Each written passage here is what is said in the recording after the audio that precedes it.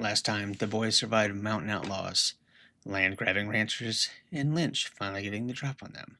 Now we close out Season 1 with a shotgun wedding rescue, BA back on a plane, and the team trying to attend a funeral while avoiding their own. So let's rewind to Till Death Do Us Part. We start things off in Texas, where Jackie calls her friend for help and gets kidnapped mid-call. Cut to LA, where her friend, a flight attendant, gets scooped up by a very familiar-looking taxi driver. The rest of the team piled in the cab at a car wash and gets the story. Jack's being forced into marriage and held hostage. They do the most A-team thing possible, jump out of the cab and just leave her with the taxi. The team sneaks into wedding posing as caterers, while Amy is already on the inside using a reporter gig as cover. Now we meet Calvin Cutter, the charming slimeball fiance. He's played by John Erickson, a freelance workhorse who racked up over 100 roles, popping up in shows like Chips, Airwolf, and Knight Rider. It's classic, hey, it's that guy energy. The team whips up a plan to get to Jackie. Face manages to sneak her out. In a very on-brand move, Murdock takes her place at the altar. Note the smiles on some of the extras' faces as Murdock runs away. The team eventually makes their escape. Murdock jumps in the van, and the team drives off. Cutter isn't stupid. He's got the sheriff throwing up roadblocks all over the county.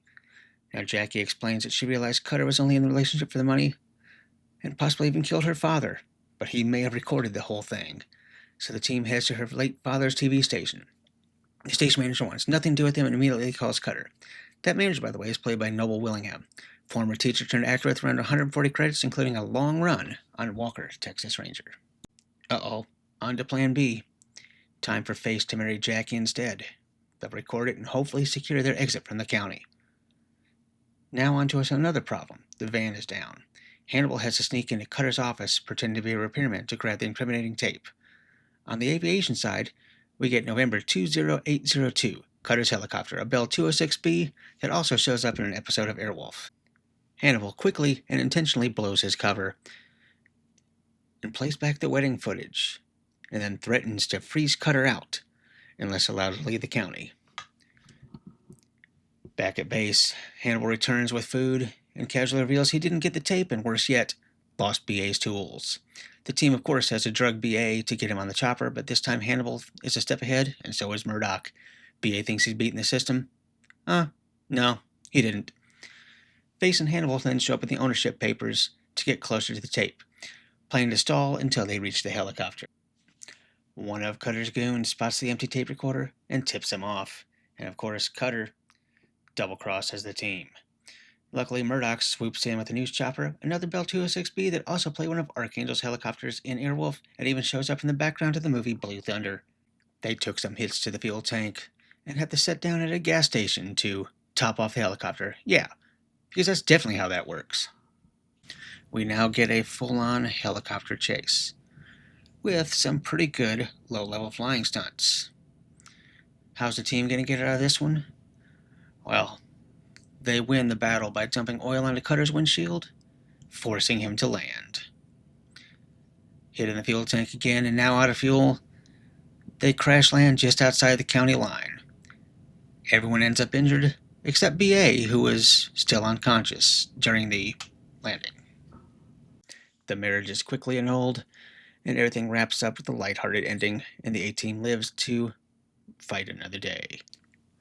Apart from some fairly solid flying stunts and a few small battles, this one's actually pretty tame, but still a decent ride. I'm giving this one 8.5 vans. And now from the wide open plains of Texas to the skies over LA, rewind to the beast from the belly of a Boeing. We begin with some great overhead shots of early 80s LAX. Back when you could practically walk onto a jet with a handshake, a cigarette, and a smile. A ramp worker gets jumped, and then we meet Jackson, played by Andrew Robinson. He casually disables the metal detector as 2 Army privates follow him through security. Robinson, a Fulbright scholar with over 110 roles, including a role in Dirty Harry as the Scorpio Killer, and also as Garrick in Star Trek Deep Space Nine. Another one of those, hey, I know that guy from somewhere. As soon as they board, one of the Army privates who followed Jackson through security pulls a gun, grabs a flight attendant, while the rest of the passengers stuck on the jetway are forced onto the plane while the flight crew is kicked off. Jackson and the 2 privates take control of the aircraft. They're with the resistance group. They demand $5 million, no FBI, and contact from Mr. Beller, the owner of the airline. Now in a boardroom, One of the airline pilots, possibly the chief pilot, and an executive are debating their options while Hannibal shows up in disguise as the most incompetent food delivery guy. He chases the exec into the washroom for a private chat. Over to the VA, Murdock is getting the worst news imaginable. He's being declared sane, and he's absolutely fighting it. Back in the chain's warehouse, they discuss impersonating Beller to trade themselves for the passengers. Amy shows up and says Murdock wasn't at the hospital right before he walks in himself and confirms he's been released as cured. The plan. B.A. Murdock will pose as ground crew, while Hannibal and Face pretend to be Beller and his assistant negotiate with Jackson for the operations center. The hijackers hint to themselves they'll ditch the plane in the ocean once they're off radar.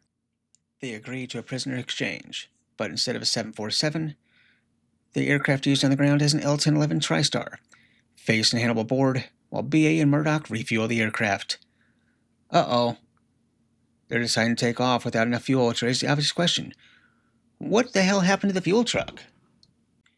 B.A. and Murdock now trapped in the aft baggage compartment, or at least what's supposed to be the aft baggage compartment. B.A. promptly goes catatonic. The terrorists realize they've been played upon closer inspection of Mr. Beller, and plan to bail out as soon as they're off radar. Murdock slips into the cabin and quietly takes out one of the terrorists. Hannibal, up front, doesn't even realize they've made it on board. When the guy that went to the back for the parachutes doesn't return, the others start to panic. Murdock takes out another one, just as B.A. comes to, and to keep him from freezing up again, Murdock does the only logical thing. He bites him. Murdock makes his way forward and starts communicating with Hannibal in Morse code. Face heads to the lab, and together, he and Murdock jump another hijacker. This starts a firefight, where Murdock takes a powder burn to the eyes, and of course, being the 80s, a window has to get shot out, because it's not an 80s plane movie or episode until the cabin pressure becomes a problem. That brings to mind another question. Were the terrorists apparently planning to bail out at altitude at cruising speed? Yeah, that sounds like a great idea. Of course, someone has to get ejected from the aircraft, and that somebody was Jackson. Oh well, at least he had a chute on. With fuel running out fast, Murdock, still blind, has to talk Hannibal through landing the aircraft. On the ground, operations tried to send them out over the ocean with a fake heading, but Amy grabs a guard's gun and tells the team what's really going on. She wasn't having any of it. Now, with fuel critically low, they've got one shot at this. Engines begin flaming out right over the runway. They skid in and plow towards the terminal in a sequence that looks very familiar. If you've seen the movie Airplane, you know what I'm talking about. But it was a successful landing. Now back in LA, Murdock goes to the VA to pick up his stuff, only to find the doctor that declared him sane lost his mind and released all his patients. Murdock fought going back in initially until he was secured. He's back home. Most of the aircraft footage used was of a Trans World Airlines TWA 747 Classic. Now, overall this is one of the highest rated episodes of Season 1 and honestly one of my childhood favorites. Is it tropey? Absolutely. But it's a fun ride. 9 vans. Now, from the highs, we slow things down as the team tries to attend a funeral of a fallen soldier in a nice place to visit. We begin with the A-Team on the run from the authorities again, using recycled chase footage from earlier episodes. They're on their way to a funeral this time, but we still hear that Lynch is still chasing them. They roll into the small town of Barlow Creek. They stop at a gas station to ask for directions, while Face, Amy, Murdock duck into a local diner. At the pump, Hannibal and B.A. meet one of the Watkins at the station and ask how to get to Ray Brenner's funeral. He tells them flat out that no one is allowed to go because the Watkins say so. Inside the diner, the team meets the rest of the Watkins boys, and it's immediately clear these guys run the town. Everyone's jumpy, scared, and doing whatever the Watkins want. Classic small-town bully setup. The team goes to the funeral anyway, because of course they would, and it's basically empty. Aside from the A-Team, the only people there are Trish Benner and the minister. Trish is played by Joanna Kearns, who spent most of her years doing guest spots before landing the role of Maggie Seaver for 7 seasons on Growing Pains. The minister, played by William Bill Dyer, is not a big-name actor, but clearly a favorite with the producers because he appears in 8 more A-Team episodes after this one. The team reminisces about Ray. It's one of the rare times we actually see them in uniform, and it gives the whole scene a more serious, personal feel. On the way back, Amy and Trish are in the truck, while the guys are in the van. The Watkins, of course, show up and run the team off the road. Trish catches up, and when they get to town, goes to confront the sheriff, who shows up later and immediately takes the Watkins side. It's heavily implied that Watkins had something to do with the previous sheriff's disappearance, maybe even with Ray's death, hence the fear of the sheriff. After meeting with Trish, the team heads back to the van at the station and get into a fight with a couple of Watkins and force them to start fixing the van, only to realize Logan, the real Watkins clan, has found their armory. The A-team gets captured and dumped outside the county line, while the rest of the Watkins head back for Amy and Trish.